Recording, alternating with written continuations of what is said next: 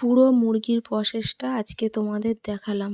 প্রথমে কার্টুনে করে আনা হলো, তারপরে একদিনের বাচ্চা ছাড়া হলো। ছেড়ে এটা কিন্তু 7 দিন বয়স হয়ে গেছে।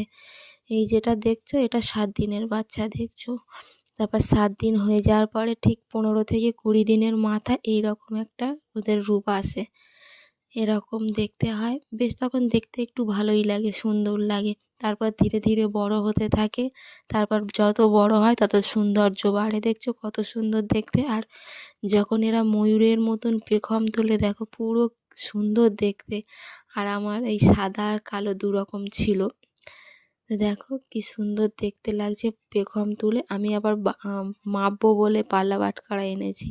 মুরগি ওজন করছি, বড় হয়ে গেছে, বিক্রির সময় হয়ে গেছে, সেই জন্য ওজন করছি। আর তারপরে দেখো বিক্রি করার জন্য বেঁধে আমি যেখানে বিক্রি করব সেইখানে নিয়ে চলে এসেছি, আর একটা বাড়িতে রেখেছিলাম খাওয়ার জন্য।